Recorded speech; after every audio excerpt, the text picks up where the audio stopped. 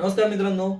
एकीकडे कोरोना संपून HMPV आलाय आणि HMPV सोबत आपल्या महाराष्ट्रातल्या बुलढाण्यात एक नवीन आजाराने डोकं वर काढलंय, ज्याला नाव दिलंय टक्कल व्हायरस. ह्या रोगामध्ये लोकांना 3 दिवसामध्ये टक्कल पडतंय. तसेच यामध्ये लहान मुलं, महिला व वृद्धांचाही समावेश होतोय.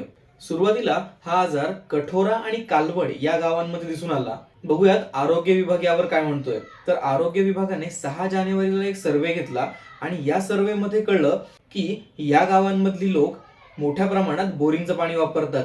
तर बोरिंगच्या पाण्यामधून हा आजार आला असल्याचे एक सांगण्यात येते, पण यामागचे कुठलंही ठोस कारण नाही. तसेच आरोग्य विभागाने या व्यक्तींनी वापरलेल्या शॅम्पूचीही टेस्ट केली, पण शॅम्पूमध्येही काही आढळलं नाही. बघूयात हा आजार कुठेपर्यंत पोहोचला आहे.